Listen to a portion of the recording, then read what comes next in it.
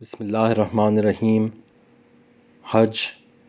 Doctor علی شریعتی کی کتاب 28واں حصہ برتر از حج شہادت۔ حسین نے اپنی شہادت سے زیادہ بڑا ایک درس ہمیں دیا ہے، اور وہ حج کو ادھورا چھوڑ کر شہادت کی طرف جانا ہے۔ وہ اس حج کو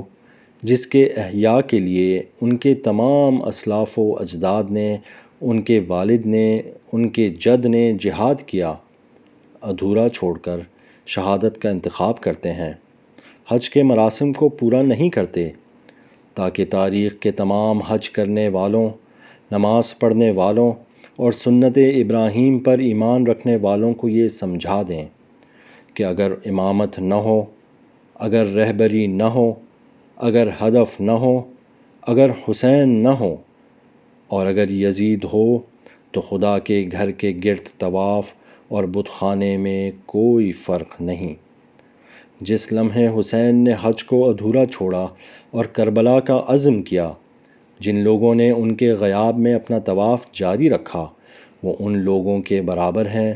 جو اسی حال میں معاویہ کے سبز محل کے گرد محو طواف تھے۔ حج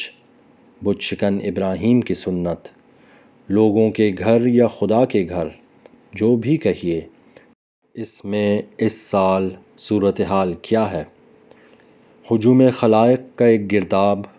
بڑی بھیڑ اور جوش و خروش کے ساتھ محو طواف ہے۔ چہرے شوق میں دمکے ہوئے ہیں، دل عشق سے گداختہ ہیں، سب نے اللہ کی دعوت پر لبیک کہا ہوا ہے۔ ایمان کا جوش، اسلام کے جذبے، خدا کا خوف، عذاب آخرت کی وحشت، عقاب دوزخ کا ڈر اور عبادت کا شوق، امت کے برگزیدہ لوگوں کو مقدس محیط میں گردش دے رہا ہے۔ ان چہروں میں اصحاب پیغمبر، اسلام کے پیشرو، جہاد کے سورما، کفر کی سرزمینوں کے فاتح، زمین کے بت خانوں کو تباہ کرنے والے، حامیان توحید، حافظان قرآن، سنت پر سختی سے عمل کرنے والے، دین حنیف کے علماء، سب کے سب گردش کر رہے ہیں، سب کے سب ابراہیم کے ساتھ تجدید عہد کر رہے ہیں۔ اس دنیائے دنی، اس جہان خاکی اور اس پست زمین پر واقع ہونے والی ہر چیز سے بیگانہ و فارغ ہو کر سب نے اپنا دل خدا سے وابستہ کر رکھا ہے۔ سب گھوم رہے ہیں، بہشت ان کی آنکھوں میں رقص کر رہا ہے، حوران جنت ان کے پارسا چہروں پر اپنی آنکھوں سے اشارے کر رہی ہیں، فرشتے عرش کے طاق نما کٹے ہوئے طاقچوں سے شور شوق بلند کر رہے ہیں، اور جبرائیل نے ان کے طواف کرنے والے قدموں کے نیچے اپنے پروں کو بڑی محبت و شفقت سے پھیلایا ہوا ہے۔ مگر یہ کون ہیں کہ جو بگڑے انداز میں پرعزم صورت سے مسلمانوں کے پرہجوم طواف کے گرداب کو کاٹ کر باہر آ رہا ہے،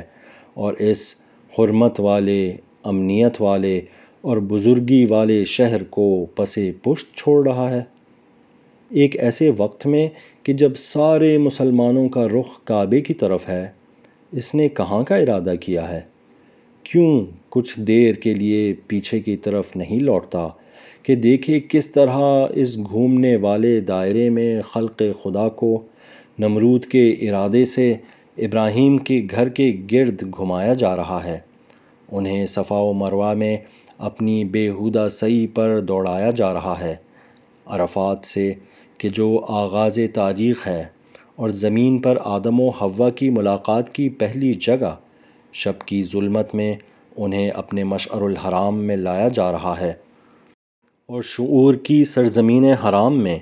کہ جس میں ان شب و جہل کے بندوں کا داخلہ حرام ہے، انہیں سلایا جا رہا ہے تاکہ سحر کے آنے کی چاپ آتی رہے۔ اغنام اللہ کے اس ریوڑ کو حرکت دے کر منا کی سمت ہنکایا جا رہا ہے۔ تثلیث کے ان نحس بتوں کی سرزمین میں ابراہیم کے ساتھ ازرو مذاق اور اللہ کے ساتھ دھوکے کی صورت میں اپنے دائمی 3 خداؤں کو آدم سے آخر الزمان تک جھوٹ موٹ کی رمی کریں اور 7 خوبصورت رنگا رنگ اور ظریف کنکریوں کو اپنے نرم ہاتھوں کے ساتھ اپنے 3 زمین و زمان کے خداؤں کے سفید قامت پر بڑی تنازی اور عاشقانہ اطوار سے نثار کریں،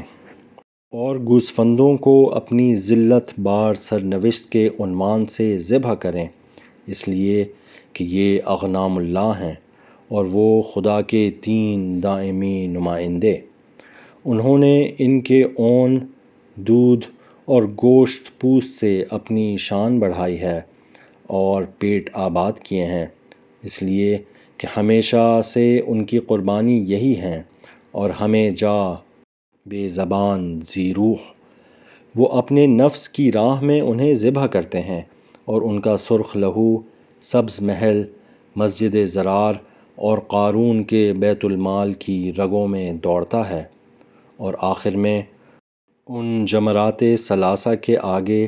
سر تسلیم خم کرنے کے عنوان سے اپنا سر تراشتے ہیں،